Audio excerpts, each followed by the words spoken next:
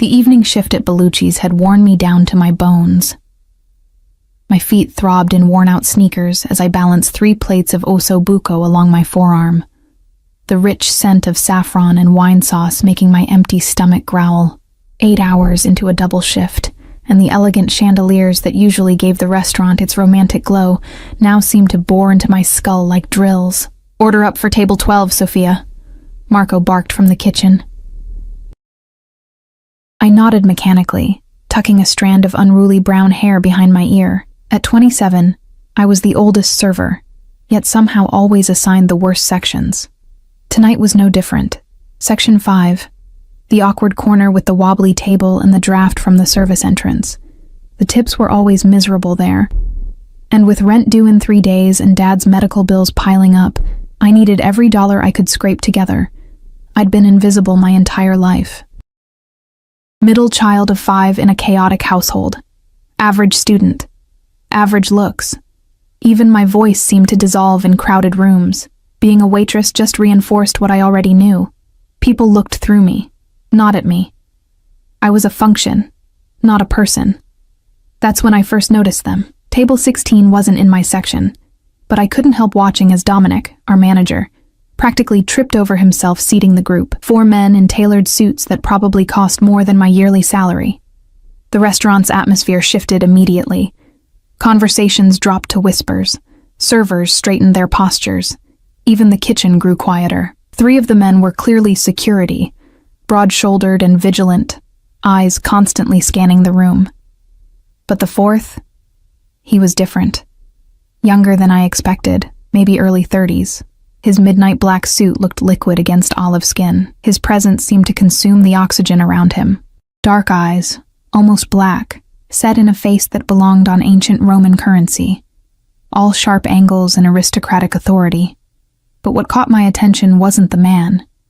It was the child beside him, a boy, maybe 8 or 9, with the same olive complexion but softer features. He sat rigidly in his chair, eyes fixed on the tablecloth pattern, his fingers methodically aligning and realigning the silverware. While the men talked in hushed tones, the child remained in his own world, occasionally rocking slightly. "That's Vincenzo Rossi," whispered Alicia, another server, materializing beside me. "The head of the Rossi family. They own half the city." My stomach tightened. Everyone knew the Rossi name, even if you never spoke it aloud. Their legitimate businesses, shipping, construction, high-end real estate, were just the surface. What flowed beneath was the lifeblood of organized crime in our city. "And the boy?" I asked, unable to look away.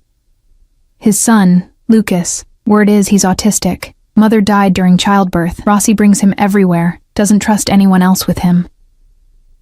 I watched as their server approached, his usual swagger replaced by trembling deference.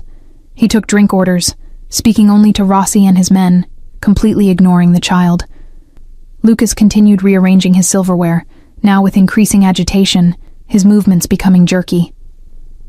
"They say Rossi's obsessed with protecting the boy," Alicia continued. "Someone once accidentally bumped into Lucas at an event. The guy disappeared for 3 weeks. When they found him..." She shuddered. "Well, let's just say both his legs were permanently rearranged." I swallowed hard, forcing myself to return to my section. Table 14 needed refills. Table 9 wanted their check. The rhythm of service pulled me back to my reality of calculated smiles and mechanical courtesy. An hour passed in a blur of orders and empty plates. I was clearing a table when I heard it, a high-pitched keening sound that cut through the restaurant's ambient noise. My eyes darted to table 16. Lucas was rocking more intensely now, hands pressed against his ears. His dinner sat untouched, while Rossi and his men continued their conversation, apparently accustomed to the behavior. Their server was nowhere to be seen, and other diners were beginning to stare. Without thinking, and that was my first mistake, I grabbed a dessert menu and approached their table. The conversation died instantly. One security guard half rose from his seat, hand disappearing beneath his jacket. The temperature around me seemed to plummet 10 degrees. Vincenzo Rossi turned those obsidian eyes on me, and my lungs forgot how to function. Up close, the power radiating from him was almost physical, like standing too close to an electrical transformer. A thin scar traced his jaw, disappearing into the collar of a shirt that probably cost more than my car. "Excuse me," I managed, my voice embarrassingly small. I thought perhaps. I directed my attention to Lucas, crouching slightly to meet his eye level. "Would you like to see our dessert menu? We have gelato with chocolate puzzle pieces that you can arrange before eating." The boy's rocking slowed. His eyes flicked toward me, then away, then back again. A brief connection that felt like a victory. "Lucas doesn't eat dessert," Rossi said, his voice a low, cultured rumble that somehow felt like a blade against my throat. "And this isn't your section." I should have backed away then, should have apologized and retreated. But something about the dismissal, the same invisibility I'd felt my entire life, ignited a rare spark of defiance. "Actually," I said, "we just created a new dessert that's not on the menu yet. It has no refined sugar and is made with organic ingredients." A complete lie, but I continued. "Sometimes a change in routine can help when things get overwhelming." I was speaking from experience. My youngest brother was on the spectrum, and I'd grown up learning his patterns and triggers, but I wasn't thinking about the consequences of inserting myself into the world of a man who supposedly broke people for touching his son. Rossi's eyes narrowed fractionally. The guards tensed. Time stretched like warm caramel, slow and suffocating. Then, miracle of miracles, Lucas spoke. "Puzzle pieces?" he asked, his voice soft but clear, eyes still on the table. Something shifted in Rossi's expression. A softening so subtle I might have imagined it. He studied me with new intensity, as though recategorizing me from insignificant to something else. "Yes," I said to Lucas, ignoring the weight of his father's gaze. "Chocolate ones. You can arrange them however you like before eating them." Lucas's fingers stopped their restless movement. "I like puzzles. I know you do," I said gently. "I can see how perfectly you've arranged your silverware." For 3 heartbeats, no one spoke. Then Rossi gave an almost imperceptible nod. "Bring the dessert," he commanded. I hurried to the kitchen, heart hammering against my ribs. Marco stared at me like I'd lost my mind when I explained what I needed, but one mention of table 16, and he was suddenly cooperative, helping me arrange chocolate pieces on a plate of vanilla bean gelato. When I returned, Lucas's eyes widened at the dessert. For the first time, a small smile touched his lips as he carefully began arranging the chocolate pieces into a pattern. "Thank you," Rossi said, the words clearly unfamiliar in his mouth. I nodded and stepped back, ready to escape, when his voice stopped me. "Your name?" My throat went dry. "Sophia. Sophia Tanner." "Sophia," he repeated, as though testing the sound of it. "You know something about children like my son." It wasn't a question. "My youngest brother is similar," I said. "I helped raise him."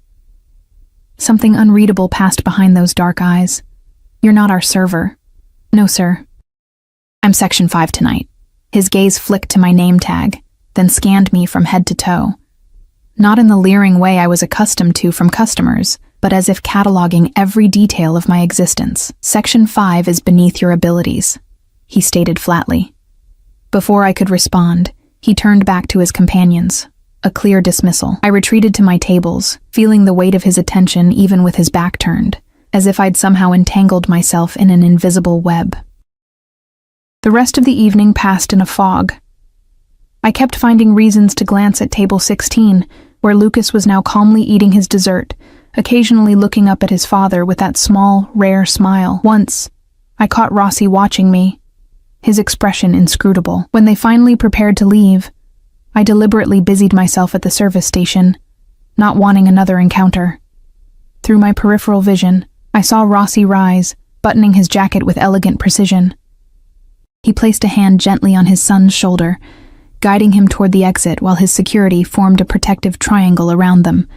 I exhaled slowly, tension draining from my shoulders. Whatever strange moment had passed between us was over.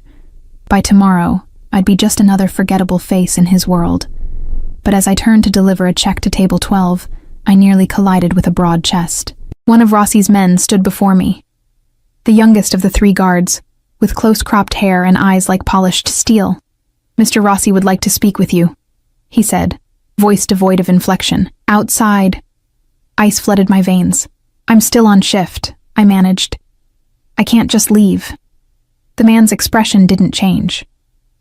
It's been arranged with management. Sure enough, Dominic was watching from across the room, his face pale as he gave me a quick nod.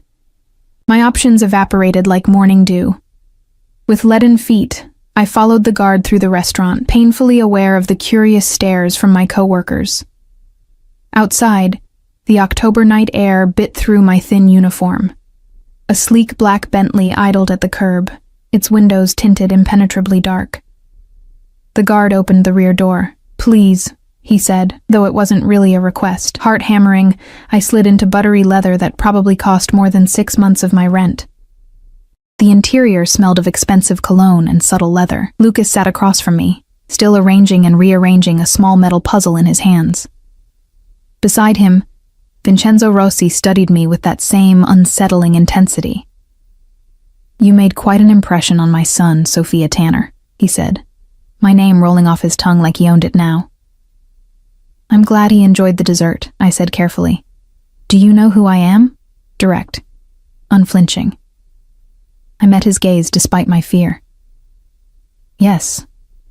"And still you approached our table. I saw someone who needed help," I said simply. "It's what I would do for anyone." Something dangerous flickered in his eyes. "My son is not anyone," he said softly. "He is everything." The car began to move, pulling smoothly away from the restaurant. "Wait," I said, panic rising in my throat. "Where are we going? I need to finish my shift." "Your shift is over," Rossi interrupted, "and you won't be returning to Bellucci's." The finality in his voice sent shivers down my spine. What had I done? All for a moment of kindness that I couldn't even explain to myself. "Mr. Rossi," I began, fighting to keep my voice steady. "I appreciate the conversation, but I really need that job. My father is sick and I have bills." "Your father has stage 4 lung cancer," he stated, as if reading from a file. "Treatment at Mercy General. Your mother left when you were 12. You have 4 siblings, including the youngest with autism. You live in the Parkview Apartments, Unit 3B, and you're 3 months behind on rent." My blood turned to ice. How could he possibly know all that? I'd only given him my name 15 minutes ago. "What do you want from me?" I whispered. Rossi's eyes never left mine. "Lucas needs someone who understands him. Someone patient. His last 3 nannies failed miserably. Understanding dawned slowly." "You want me to work for you? To help with Lucas?" "You start tomorrow. The salary is $15,000 a month, plus room and board at my residence." The number hit me like a physical blow. It was more than 5 times what I made at the restaurant. "This isn't a request, Sophia," he added, his voice silken but unyielding. "You've shown a rare ability to connect with my son. That makes you valuable to me." Lucas looked up suddenly, his dark eyes finding mine with surprising clarity. "Will you make more puzzle desserts?" The innocence of the question against the suffocating power play unfolding around it nearly broke me. I was being coerced, possibly kidnapped, yet this child's simple question somehow cut through my fear. "If you'd like me to," I answered him gently. "I would," Lucas said, returning to his puzzle. Rossi watched this exchange with calculating eyes. "See? It's settled." "Nothing is settled," I said, finding an unexpected well of courage. "You can't just conscript people into your service." A cold smile touched his lips. "I believe I just did." The car slowed, and I realized with confusion that we were outside my apartment building, a rundown structure in a neighborhood most people avoided after dark. "Think of it this way," Rossi said, his voice dropping to an intimate murmur that somehow frightened me more than any threat could have. "You helped my son tonight when no one else would. Now I'm helping you. Your father's medical bills will be covered. Your siblings' education funded. Your financial problems eliminated." He leaned closer, and I caught the scent of sandalwood and something darker beneath it. "All you have to do is say yes, Sophia." My mind raced through options that didn't exist. Refuse and what? Continue struggling to make rent while Dad's condition worsened, or accept an offer that felt more like a beautiful cage than an opportunity? I need time to think, I said. You have until tomorrow morning, 8 o'clock. He handed me a business card with a single phone number embossed in gold. My driver will collect you, or you can call this number if you prefer to arrange your own transportation to the estate. The door opened beside me. The cool night air felt like freedom, however temporary. Why me? I couldn't help asking as I stepped out. There must be professional caretakers, people with actual qualifications. Because, Rossi said, those obsidian eyes holding mine captive. My son smiled at you. Do you know how rare that is? Something possessive darkened his expression. People I value are kept close, Sophia Tanner. Very close. The door closed with soft finality, and the Bentley glided away into the night, leaving me standing on the cracked sidewalk, clutching a gold-embossed card, and wondering if my simple act of kindness had just altered the course of my life irrevocably. I climbed the stairs to my apartment in a daze, knowing that whatever choice I made by morning, nothing would ever be the same again. Sleep evaded me that night. I lay awake in my cramped bedroom, staring at water stains on the ceiling while Rossi's words echoed in my mind. $15,000 a month, Dad's medical bills covered, a way out of the financial quicksand I'd been drowning in for years. But at what cost? By dawn, exhaustion had worn down my defenses. I called the hospital first, checking on Dad. No change, the night nurse said gently. The unspoken truth hung between us. Without experimental treatment we couldn't afford. No change was just a kinder way of saying he was still dying. At 7:30, I called the number on the card. A woman answered on the first ring. Ms. Tanner, she said, as if expecting my call. The car will arrive in 20 minutes. I packed hastily. Some clothes, toiletries, a dog-eared photo of my family from happier times. My phone buzzed with a text from my younger sister, asking if I could cover Dad's prescription copay this week. I stared at it, unable to formulate a response that wouldn't sound insane. Sorry, can't talk now. Being collected by a mafia boss because I gave his son dessert. The black Bentley arrived precisely on time. The same stone-faced guard from last night held the door as I slid into the leather back seat. This time, I was alone. We drove in silence through neighborhoods that grew progressively more affluent, until the urban landscape gave way to sprawling estates hidden behind imposing gates and manicured hedges. After nearly 40 minutes, we turned onto a private road that wound through dense pine forest. The Rossi estate emerged like something from another century, a massive Mediterranean-style villa of pale stone and terracotta, perched on a hillside overlooking the city. Fountains flanked the circular driveway where our car finally stopped. The morning sunlight cast the entire scene in a golden glow that seemed to mock the darkness I associated with its owner. A slender woman in a tailored gray suit waited on the marble steps. Ms. Tanner, she greeted me, her smile professional but cool. I'm Diana Vargas, Mr. Rossi's personal assistant. Welcome to Villa Rossi. The interior was even more impressive. Soaring ceilings, museum-quality art, floors of polished marble that clicked beneath Diana's heels as she led me through the foyer. Your primary responsibility will be Lucas, she explained efficiently. His routine is precisely documented. Deviations cause difficulties. You'll have your own suite adjacent to his rooms. Mr. Rossi prefers Lucas's caretaker to be available at all times. My stomach tightened. At all times? You'll have 1 day off per week, Sundays. She paused, assessing my reaction. This position requires total commitment, Ms. Tanner. Lucas becomes attached easily and disruptions upset him deeply. We stopped before a heavy wooden door. Diana knocked softly before pushing it open to reveal a child's paradise. The spacious room was divided into organized activity zones, a reading nook with built-in bookshelves, an art station with perfectly arranged supplies, a computer area, and a large table covered with complex puzzles in various stages of completion. Lucas sat cross-legged on the floor, meticulously arranging colored blocks into intricate patterns. He didn't look up when we entered.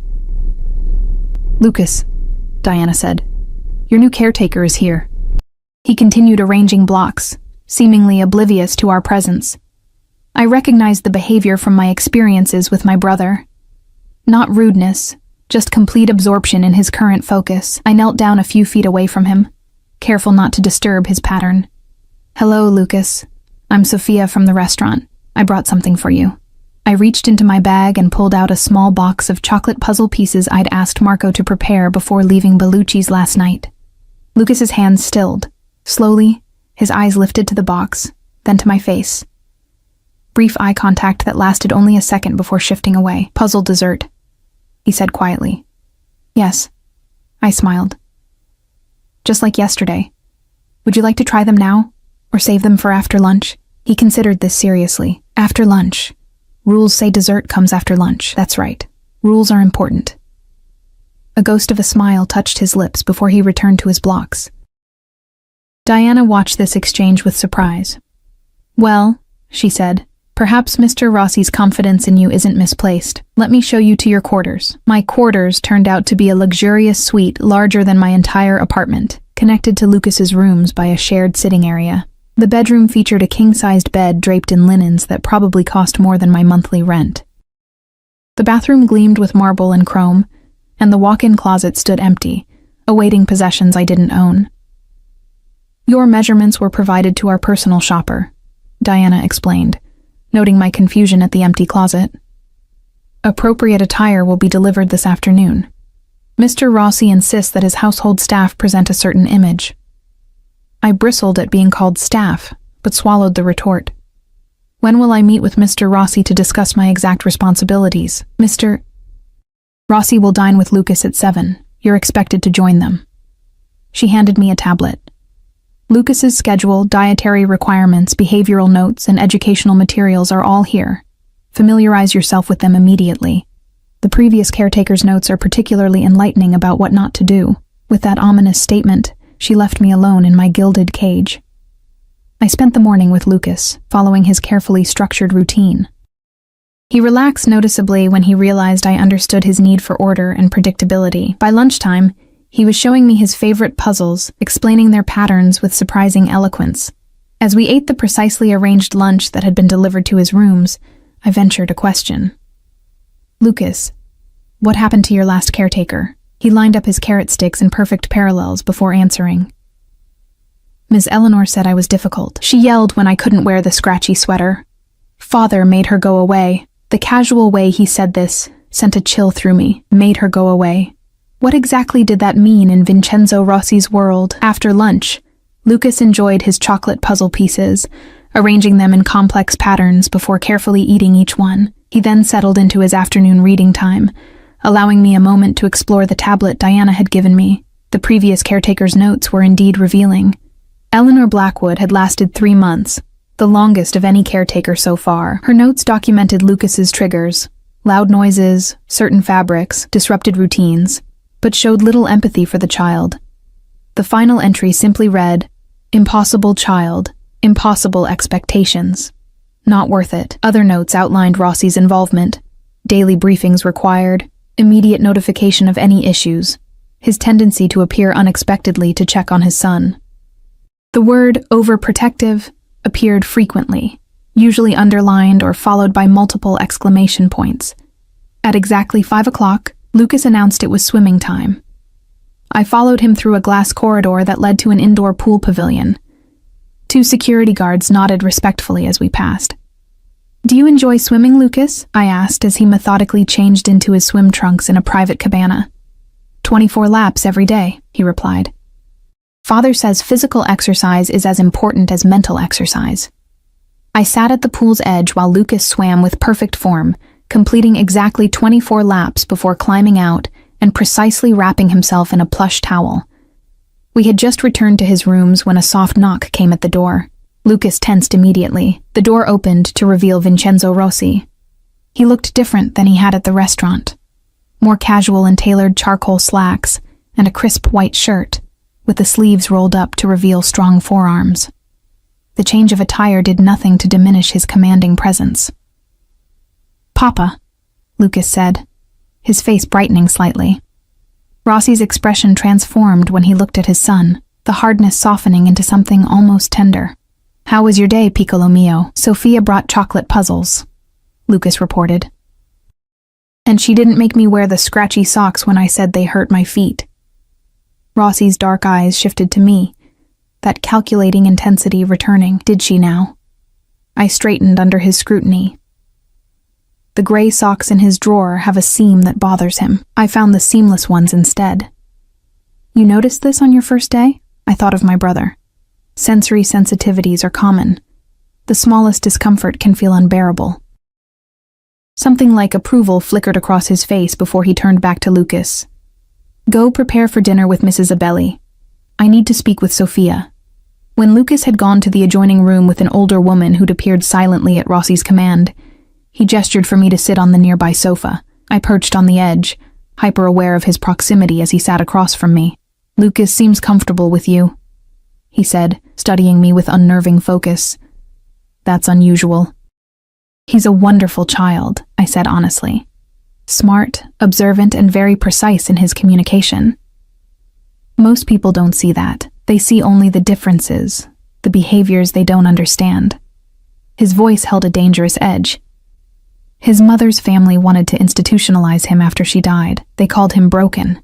I couldn't mask my horror. He's not broken. He's just perfect, exactly as he is, Rossi finished, his eyes never leaving mine. The first caretaker who suggested otherwise disappeared with nothing but the clothes on her back. The second lasted 2 weeks before deciding the salary wasn't worth the intensity of the position. The implied threat hung in the air between us. And Eleanor Blackwood, the third caretaker? His smile didn't reach his eyes, decided to pursue opportunities abroad. Very suddenly. My mouth went dry. Mr. Rossi. Vincenzo, he corrected. Vincenzo, I repeated, the name feeling dangerously intimate on my tongue. I should be clear about something. I'm here because I need the money, yes, but also because I genuinely want to help Lucas. I don't see this as just a job. Good, he said simply. Because it isn't just a job, it's your life now. Before I could respond to that chilling statement, he continued, Your father has been transferred to the private wing at St. Augustine's Medical Center. The experimental treatment begins tomorrow. I stared at him, speechless. He'd actually done it. Thank you. Don't thank me, Sophia. Just do your job. Keep my son happy. Everything else will follow. He stood, buttoning his suit jacket with that same elegant precision I'd noticed at the restaurant. Dinner is at 7. Lucas prefers routines, so we dine together every evening when I'm home. And when you're not home? Something darkened in his expression. Then you keep him safe until I return. He moved toward the door, then paused. One more thing. The East Wing is private. Neither you nor Lucas are to go there. Ever. Understood? I nodded, adding this mysterious prohibition to the mental list of rules in this strange new world. Good, he said, his gaze lingering on my face a beat longer than necessary. I have a feeling you're going to work out very well here, Sophia Tanner. The way he said it, like a prophecy rather than a hope, sent an involuntary shiver down my spine. Dinner that evening was a study in contrasts. The formal dining room could have hosted 20 guests comfortably, yet only 3 places were set at one end of the massive mahogany table. Crystal chandeliers cast warm light over silver and china that probably predated my grandparents. Lucas sat ramrod straight in his chair, carefully cutting his food into perfect squares before eating each piece. Across from me, Vincenzo alternated between subtle observation of his son and piercing glances at me that made my skin tingle with awareness. Lucas tells me you found his seamless socks, Vincenzo remarked, breaking the silence. Eleanor insisted he was merely being difficult about the regular ones. I took a sip of water, buying time to frame my response. Sensitivity to textures is common with sensory processing differences. It's not stubbornness, it's actual physical discomfort. Like wearing shoes filled with rocks, Lucas added unexpectedly. Vincenzo's expression softened as he looked at his son. Is that how it feels, piccolo mio? Lucas nodded, still focused on cutting his food. Sophia understands, like Michael. Michael is my younger brother, I explained. He's on the spectrum too. Something shifted in Vincenzo's gaze. A new calculation. as if adding pieces to some internal puzzle. "Tell me about your family, Sophia." The request felt like a command. "There's not much to tell. Mom left when I was 12. Dad raised the 5 of us alone, working 2 jobs until he got sick last year." I twisted my napkin in my lap. "I'm the middle child, the responsible one, the caretaker," Vincenzo observed. "Even before you were hired to be one." His perception was uncomfortably accurate. I'd been managing my siblings' schedules, cooking meals, and handling household crises since I was a teenager. The waitressing job had been just the latest in a string of positions I'd taken to keep our family afloat. "Someone had to step up," I said simply. "Indeed." He refilled his wine glass, then mine, though I'd barely touched it. "And now someone is stepping up for you. Your father's doctors report he's responding well to the new treatment protocol." My head snapped up. "You've spoken to his doctors? Today?" A cold smile. "I make it a point to monitor my investments." The reminder of my position, an investment rather than a person, stung, but I forced myself to focus on the silver lining. Dad was getting help. That's what mattered. "Papa," Lucas interrupted, having finished arranging his food. "May I show Sophia my collection after dinner?" Vincenzo considered this, then nodded. "For 30 minutes. Then it's time for your evening routine." Lucas's collection turned out to be a museum-quality array of minerals and gemstones, each labeled and arranged in lighted display cases in a special room adjacent to his bedroom. He showed me each specimen with proud precision, explaining its properties and origins. "This is amazing, Lucas," I said genuinely. "How long have you been collecting? 3 years, 2 months, and 14 days? He replied without hesitation. "Papa brings me a new specimen whenever he travels. I studied a particularly beautiful piece of raw emerald." "Your father travels often?" Lucas nodded. "Business. Sometimes he's gone for many days. That's when the bad dreams come." My heart squeezed. "You have nightmares when your father is away?" "About the men who came before." His voice dropped to a whisper. "The ones who tried to take me." Ice flooded my veins. "Someone tried to take you?" Lucas's hands began fluttering anxiously. "I don't remember. Papa says I don't need to remember. But sometimes in dreams." I gently redirected him to his collection, making a mental note to ask Diana about this disturbing revelation. No wonder Vincenzo was pathologically protective if someone had attempted to kidnap his son. After helping Lucas through his evening routine, bath, pajamas, precisely 20 minutes of reading, I returned to my suite, emotionally and physically exhausted. As I was about to change for bed, my phone buzzed with a text from an unknown number. East Garden. 10 minutes. No signature, but I knew instantly who it was from. The imperious tone translated perfectly to text. The path to the East Garden was lit by subtle landscape lighting. I found Vincenzo seated on a stone bench beneath a pergola, draped with night-blooming jasmine, the sweet scent filling the cool night air. He'd exchanged his dinner attire for dark jeans and a casual black sweater that did nothing to diminish his aura of authority. "Sit," he said, gesturing to the space beside him. I hesitated before complying, careful to maintain a respectful distance. "Is something wrong with Lucas?" "Lucas is fine. I checked the security feed in his room throughout the night." Of course he did. Nothing about his obsessive vigilance surprised me anymore. "Then why am I here?" Vincenzo studied me in the moonlight. "I want to know what my son told you about the men who tried to take him." So he'd been monitoring our conversation. I suppressed a flare of anger at the invasion of privacy. Very little. Just that there were nightmares about men who came before. I met his gaze directly. "What happened to him?" Vincenzo was silent for so long I thought he might not answer. When he finally spoke, his voice was deceptively soft, like the whisper of a blade being unsheathed. 3 years ago, members of a rival organization attempted to kidnap Lucas from his school. They believed possessing my son would give them leverage. His expression turned deadly. They were mistaken. The implications hung in the night air between us. I didn't need to ask what had happened to those men.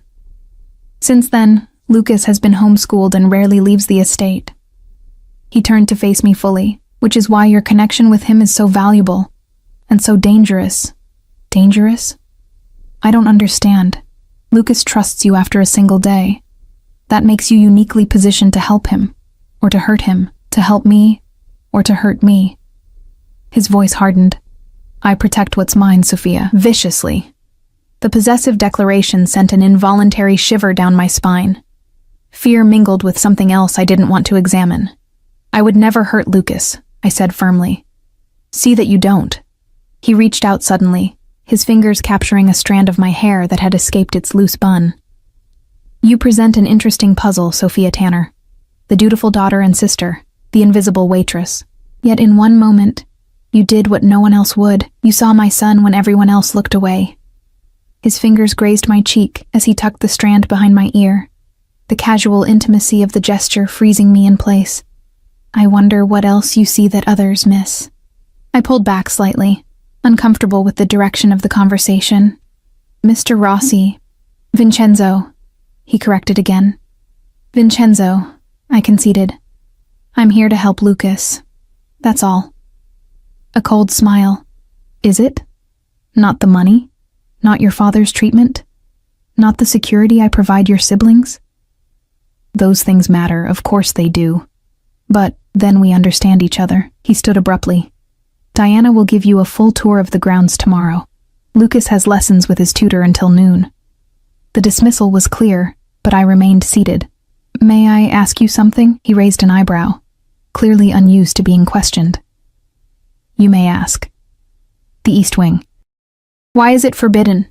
Something dangerous flickered in his eyes. Because it's where I conduct business that doesn't concern you. Business, I repeated. The kind that led to men trying to kidnap your son? I knew immediately I'd crossed a line. Vincenzo's expression hardened to granite, and he stepped closer, looming over me in a way that made my heart race with primal fear. Careful, Sophia, he said softly. Curiosity about certain matters can be unhealthy. I should have backed down, should have apologized, but some reckless part of me pushed forward. If I'm responsible for Lucas's safety, I should understand the dangers. For a moment I thought he might strike me. Instead he laughed, a sound devoid of humor. Brave little Sophia, he murmured. So concerned for my son that she dares question me in my own home. He leaned down, his face inches from mine. The East Wing houses my private offices and security operations. It's restricted because what happens there ensures this family's continued prosperity and survival. His eyes held mine, challenging me to object to the euphemisms for whatever criminal enterprises he conducted there. Now, he continued, straightening.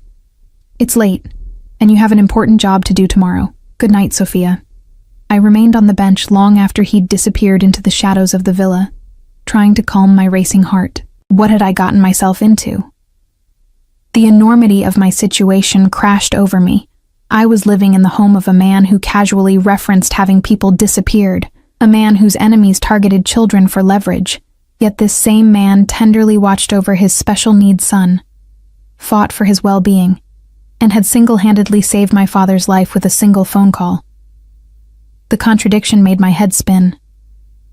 2 weeks passed in a rhythm that gradually began to feel normal, despite the surreal circumstances. Lucas and I settled into a comfortable routine. His meltdowns decreased as I learned his triggers and adapted his environment accordingly. He began seeking me out for comfort during moments of overstimulation, a trust that both warmed and terrified me given his father's possessive vigilance. Vincenzo remained an enigmatic presence, sometimes absent for days on business, other times appearing unexpectedly to observe Lucas and me together. His gaze followed me constantly when he was home, assessing, calculating, with occasional flashes of something darker that made my pulse quicken. On a crisp Sunday afternoon, my day off, I sat in the garden with my phone, video chatting with my sister Emma, who was visiting Dad at the hospital. He looks better, she reported, angling the camera to show our father. Though still gaunt, the gray pallor had left his skin. He waved weakly at the camera. The doctors say the treatment is working, Soph, Emma continued. They're calling it miraculous. Whatever fancy restaurant you're working at now, they must be paying you a fortune.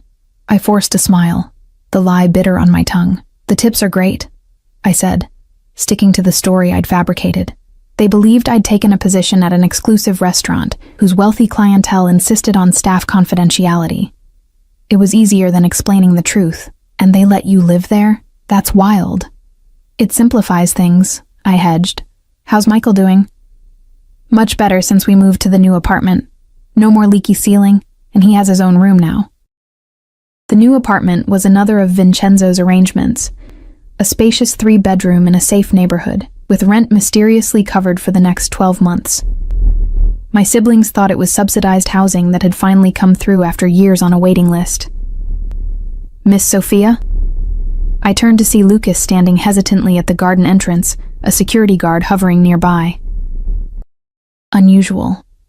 Lucas rarely sought me out on my days off, understanding the concept of everyone needs alone time that we'd worked on together. Emma, I have to go, I said quickly. Kiss Dad for me. Love you. I ended the call and beckoned to Lucas. What's wrong, buddy? Papa wants you, he said, his voice tight with anxiety. In the East Wing. My blood turned to ice. The East Wing. The Forbidden Zone. In the 3 weeks I'd been at Villa Rossi, that boundary had remained uncrossed, a line drawn in concrete rather than sand. Did he say why? I asked Lucas, trying to keep my voice steady. Lucas shook his head, fingers fluttering with obvious distress. He was talking on the phone. His voice got very quiet. He leaned closer to whisper. That's when bad things happen. The perceptiveness of this child never ceased to amaze me. He might struggle with certain social cues, but he read his father's moods with unerring accuracy.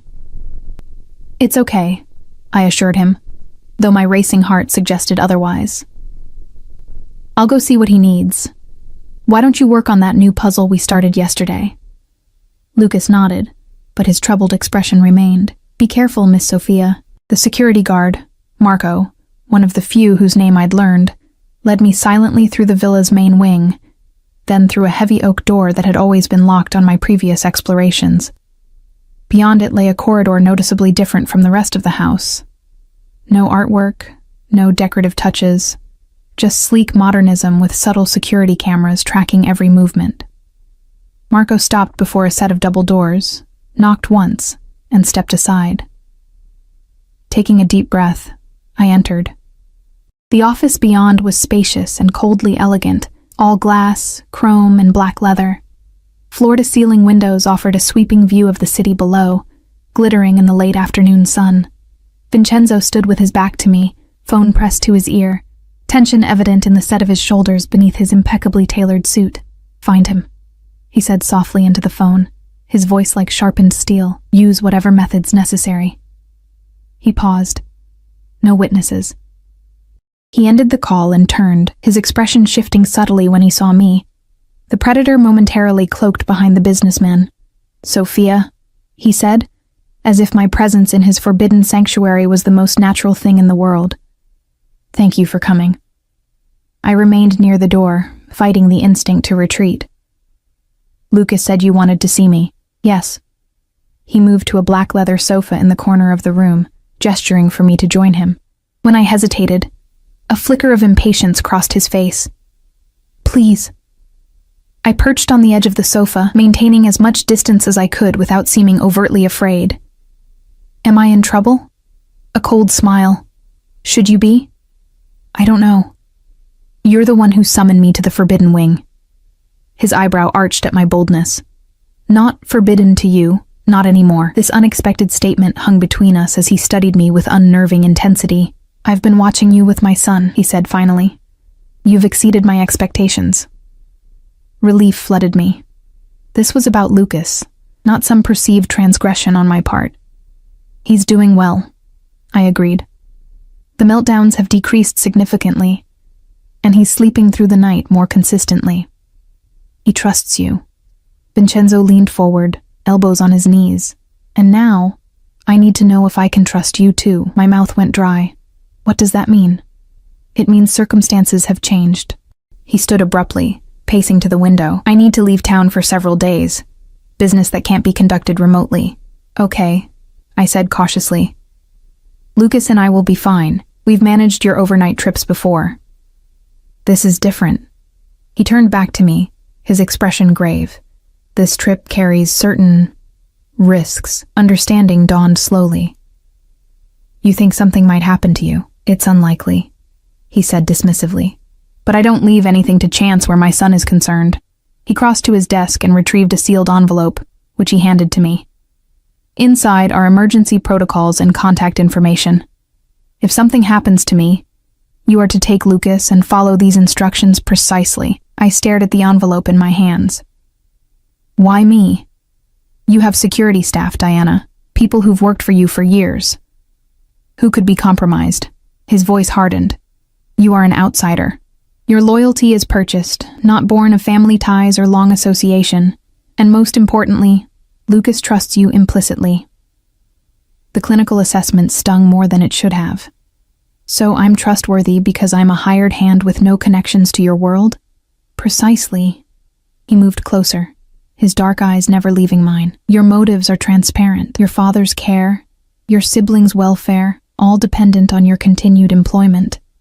Self-interest makes you predictable. I stood, anger flaring. Is that all I am to you? A predictable tool to be used? Something dangerous flickered in his expression as he closed the distance between us.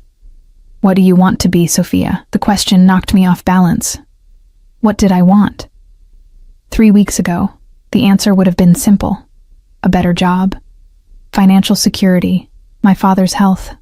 Now, I want to be seen as a person, I said quietly. Not just an investment or a caretaker or a contingency plan. I see you, he murmured, reaching out to brush a strand of hair from my face. The casual intimacy of the gesture sent electricity skittering down my spine, more clearly, perhaps, than you see yourself. His fingers lingered against my cheek, and I found myself unable to pull away, trapped in the gravitational pull of his presence. Your kindness to my son began as simple compassion, he continued, voice dropping to an intimate murmur, but now you care for him, genuinely. I've watched it happen. Despite knowing who I am, what I do, you've allowed yourself to form that attachment. His assessment was uncomfortably accurate. Against all reason, I had grown to love Lucas. His brilliant mind, his precise way of ordering the world, his rare, precious smiles that felt like victories. Lucas is easy to love, I admitted. And his father?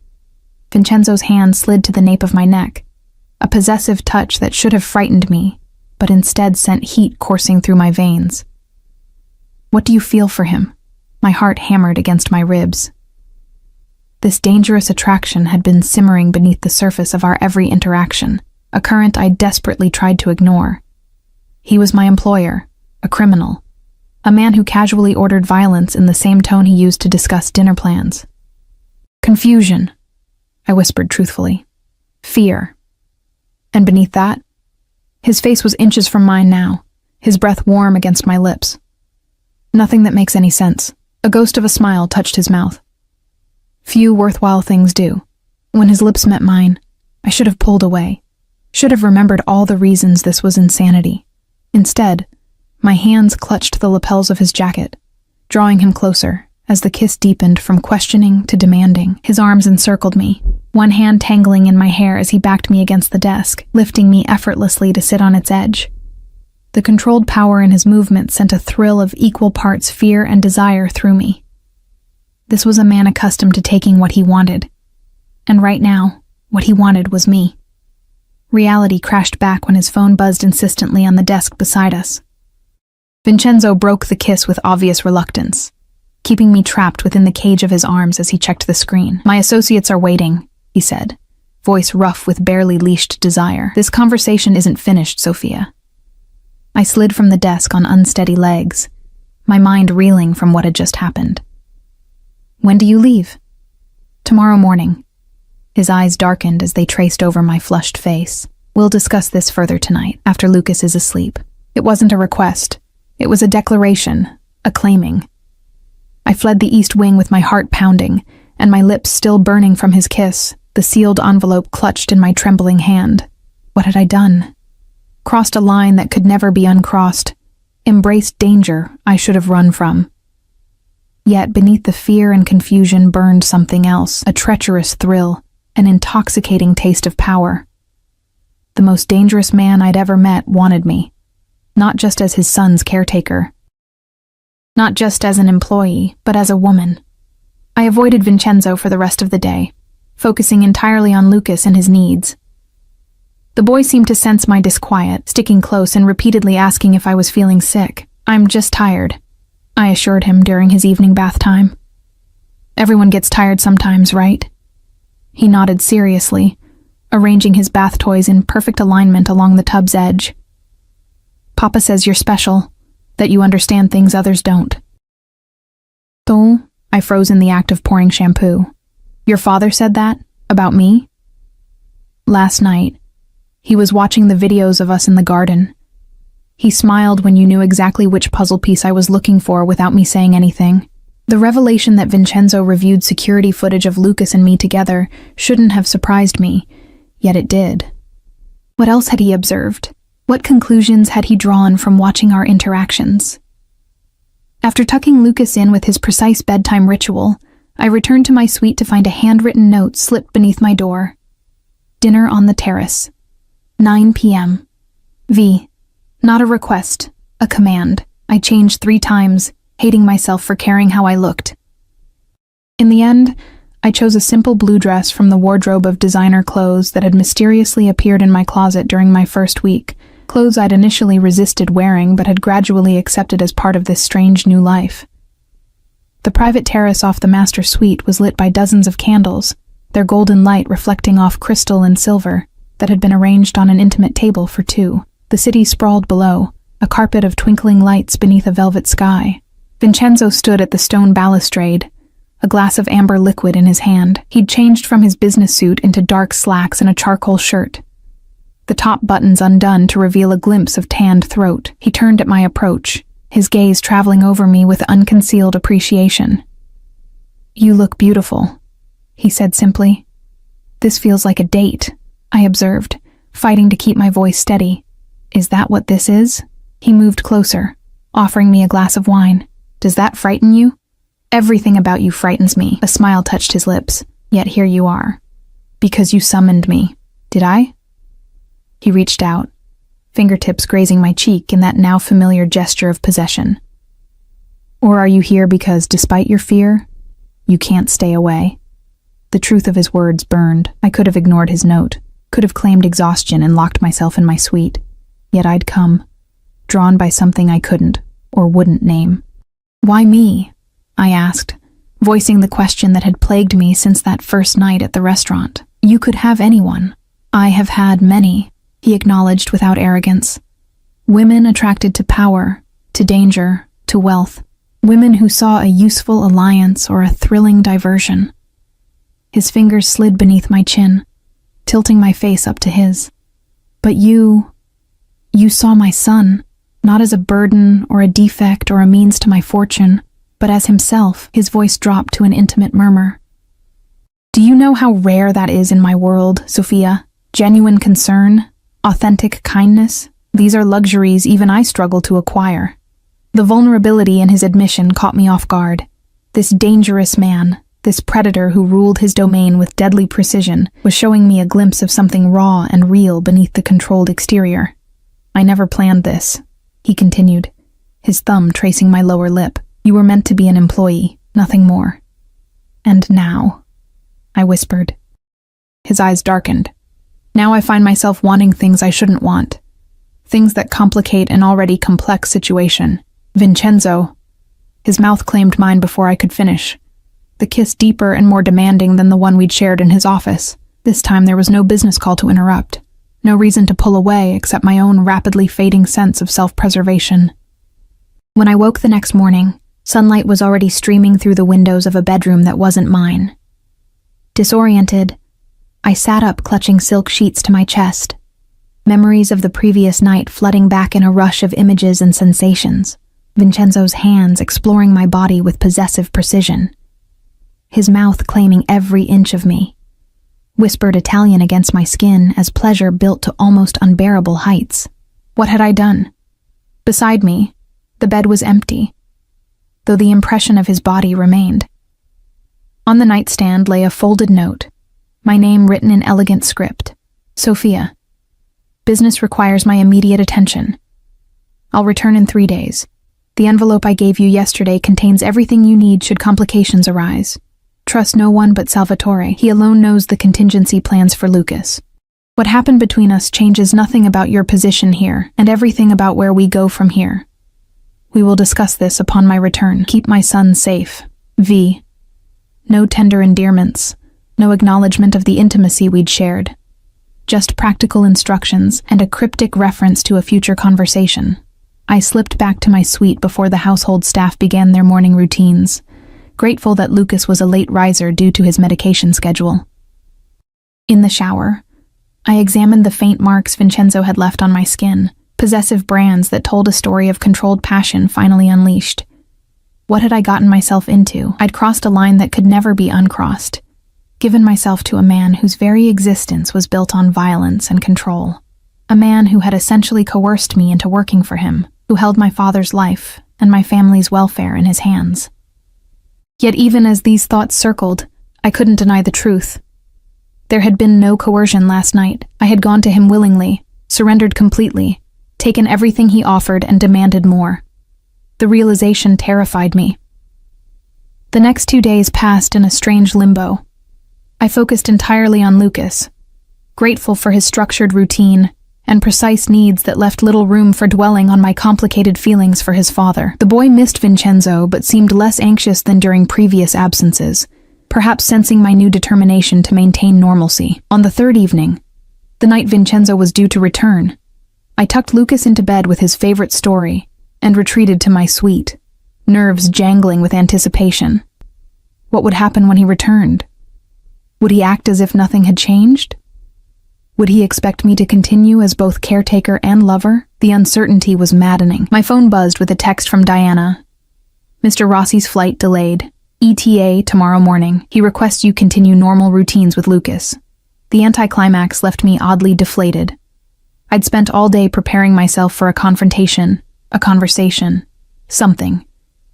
And now another night of waiting stretched before me. Sleep eluded me. At midnight, I gave up trying and slipped out to the garden, seeking fresh air to clear my head. The night was unusually warm for early November, the sky clear and star-studded. I wandered to the secluded bench where Vincenzo and I had first truly talked, now a spot loaded with significance. A twig snapped somewhere in the shadows beyond the garden lighting. I stiffened, scanning the darkness. Hello? Is someone there? Silence. Then movement, a figure emerging from the shadows near the garden wall. Not Vincenzo. Not one of the regular security guards either. I stood, backing toward the house. The estate is monitored. Security will be here any second. The man, tall, with a jagged scar bisecting his left cheek, smiled coldly. No, they won't. He spoke with a thick Eastern European accent. Your guards had unfortunate accidents during shift change. Ice flooded my veins as I registered his meaning. The regular 10 o'clock security rotation. These men had been waiting for that vulnerability. What do you want? I asked, already knowing the answer. Where is the boy? Lucas. They were after Lucas, just as Vincenzo had feared. The kidnapping attempt he'd mentioned wasn't an isolated incident from the past. It was an ongoing threat. I thought of the envelope in my nightstand. The contingency plans I hadn't reviewed carefully enough. Stupid mistake. He's not here. I lied. Vincenzo took him when he left town. The man's smile widened. We know Rossi is away. We know the boy is here. And we know you are his new caretaker. And the way he said the word dripped with insinuation. Now you will take us to him, or things will become very unpleasant. I noticed then that he wasn't alone. 2 more figures emerged from the shadows, one with a gun visible at his side. My mind raced. The villa was massive. If I could get inside and trigger the security system from the control panel in the kitchen, then get to Lucas and hide in the panic room Vincenzo had shown me. I bolted. For a precious few seconds, surprise gave me an advantage. I sprinted across the garden toward the nearest door, fumbling for the key card I always carried. Behind me, angry shouts and pounding footsteps closed the distance. I slammed through the door and into the darkened kitchen, hands scrabbling for the alarm panel. Before I could reach it, the door burst open again. Strong hands grabbed me from behind, a gloved palm clamping over my mouth. "That was stupid," the scarred man hissed in my ear. "Now we do this the hard way." A sharp pain exploded at my temple, and darkness swallowed me. Consciousness returned in painful increments. Cold floor beneath my cheek, hands bound behind my back, the taste of blood in my mouth. I forced my eyes open, blinking against the harsh light of a bare bulb overhead. I was in the villa's wine cellar, a cavernous space beneath the east wing that I'd only glimpsed once during Diana's tour.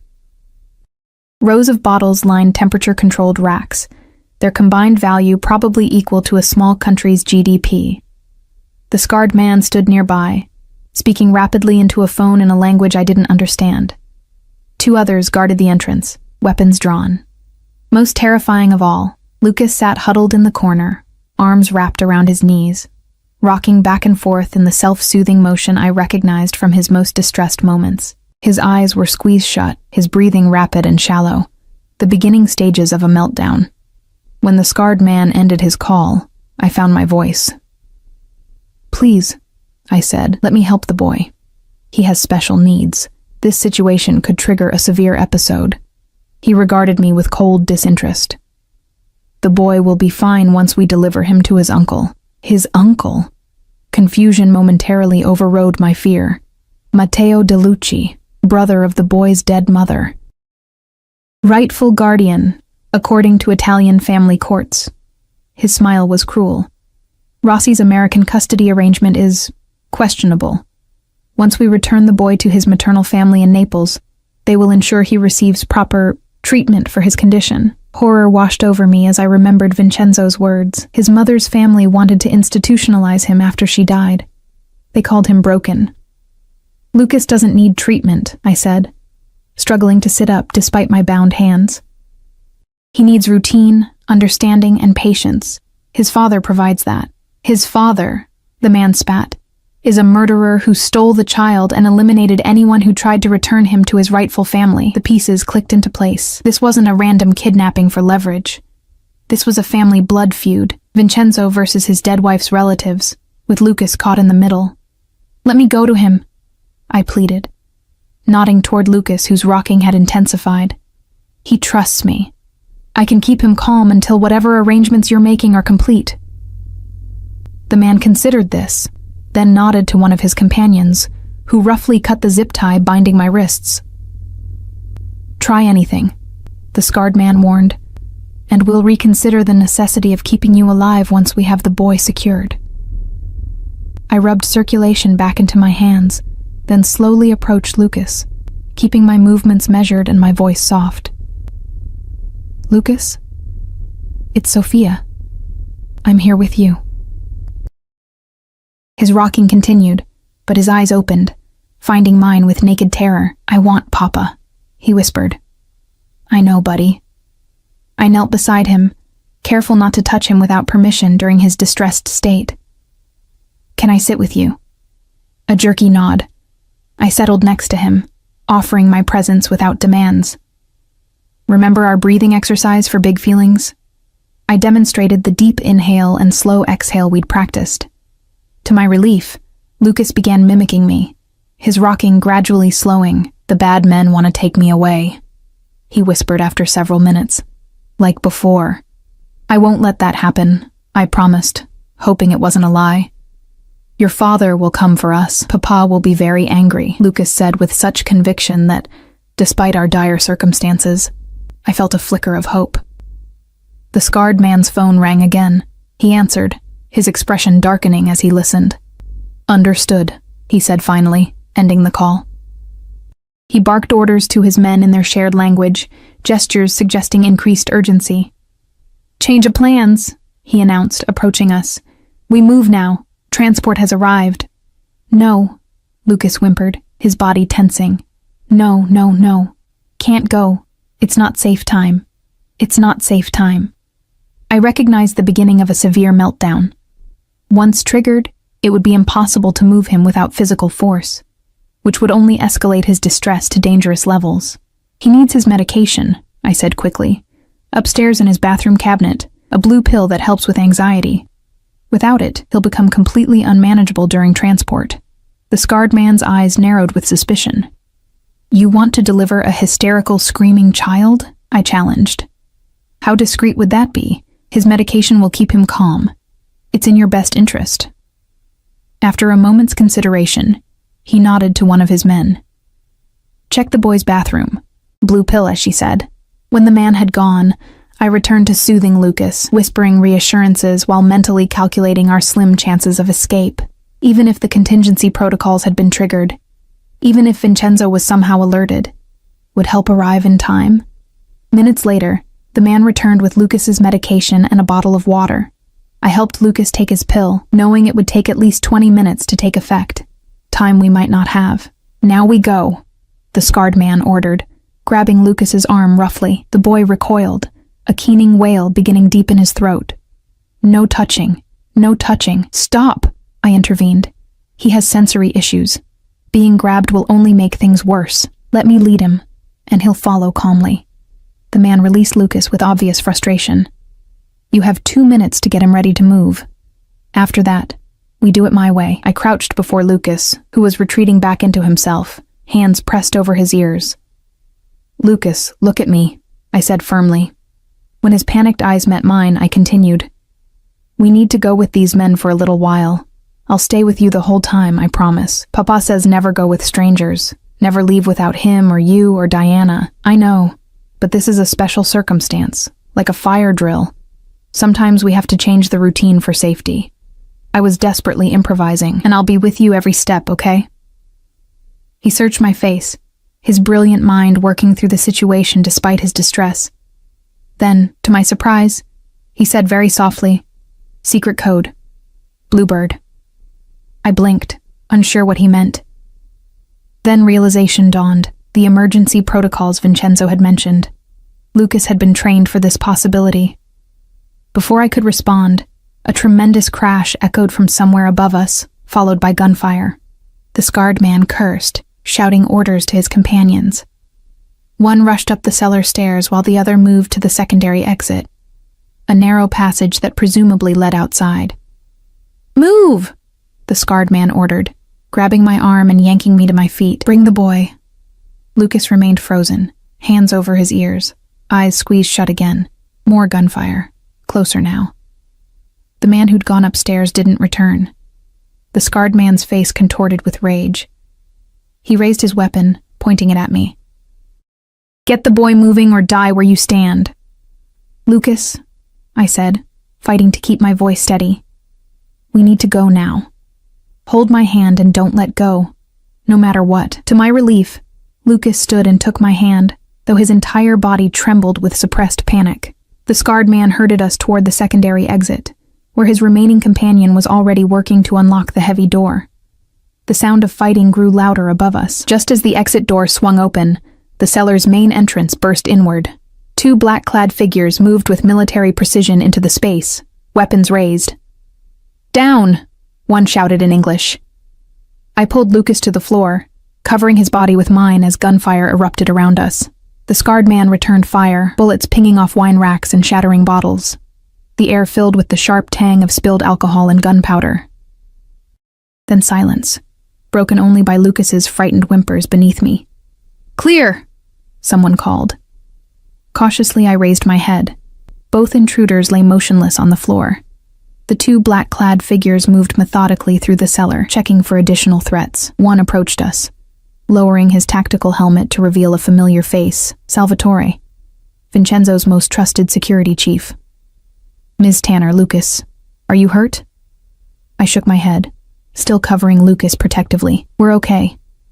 Shaken but not injured, Salvatore spoke rapidly into his communication device, then helped us to our feet. Mr. Rossi is en route, ETA 3 minutes. Those 3 minutes stretched like hours as Salvatore escorted us upstairs to the main foyer. The villa showed signs of a fierce battle, shattered glass, bullet holes in walls, dark stains on marble floors that I tried to prevent Lucas from seeing. And then Vincenzo was there, bursting through the front doors with a wildness I'd never seen in him before. His usual controlled demeanor had fractured, revealing something primal and terrifying beneath. When he saw Lucas, raw emotion transformed his face. He crossed the space between them in 3 long strides, dropping to one knee to embrace his son. "Piccolo mio," he murmured, holding Lucas with gentle ferocity. "Are you hurt?" "I remembered the secret code," Lucas said proudly, though his voice still shook. "Bluebird means call Salvatore and hide in the special room, but the bad men came before I could hide." "You did perfectly," Vincenzo assured him, pressing a kiss to his forehead before standing to face me, the look in his eyes as they swept over me, checking for injuries, affirming my safety, stole my breath. This wasn't the calculated assessment of an employer concerned for an investment. This was naked fear, relief, and something deeper I wasn't ready to name.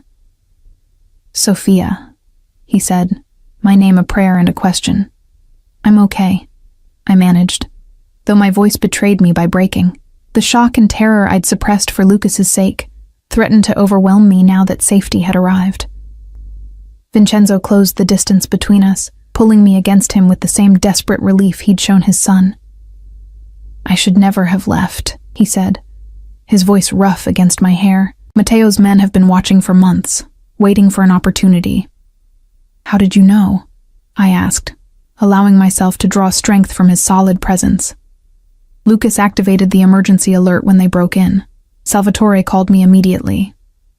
His arms tightened around me. I was already on my way back. The business trip was a ruse to draw out Matteo's people, but they moved faster than we anticipated. Over Vincenzo's shoulder, I watched as his security team efficiently cleared the villa, removing bodies and evidence of the night's violence with practiced precision. The brutal reality of his world, of the world I'd entered, could no longer be ignored.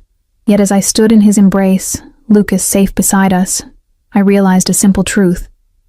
There was nowhere else I wanted to be. Despite the danger, despite knowing exactly what Vincenzo was capable of, I had made my choice the moment I approached that table at Bellucci's and offered dessert to a lonely child everyone else ignored. "What happens now?" I asked quietly. Vincenzo drew back, his expression grave as he studied my face. "Now we finish this. Matteo crossed a line tonight that cannot be uncrossed. While Lucas and I were apart, there was always vulnerability. That ends now." The cold certainty in his voice left no doubt about Matteo's fate. "And us?" I dared to ask. His expression softened minutely. "That depends entirely on you, Sophia." He tucked a strand of hair behind my ear in that now familiar gesture of possession. "You've seen the truth of my world now. The danger, the violence. I won't insult you by pretending it will ever be different. I thought of my father, getting stronger each day thanks to treatments Vincenzo had provided. My siblings, safe and secure in their new home, Lucas, who needed me as much as I'd come to need him, and Vincenzo himself, the contradiction of tenderness and brutality, protection and possession, that had somehow become the center of my world. I made my choice the moment I saw your son," I said simply. Understanding passed between us, a recognition of the strange, imperfect bond that had formed from an act of simple kindness in a restaurant 3 weeks ago. Lucas tugged at my hand, his eyes serious as they met mine. "Are you going to stay with us forever now, Miss Sophia?" Vincenzo watched me, waiting for my answer with uncharacteristic vulnerability in his gaze. "Yes," I said, the decision crystallizing with perfect clarity. "I'm staying." As Vincenzo pulled me close again, his lips finding mine in a kiss that promised both protection and possession, I knew this strange new life, with all its darkness and danger, all its unexpected joy, was exactly where I belonged. Some choices once made redefine everything that follows. Mine began with a dessert offered to a forgotten child, and ended with finding a family I never knew I needed, in the most unexpected of places.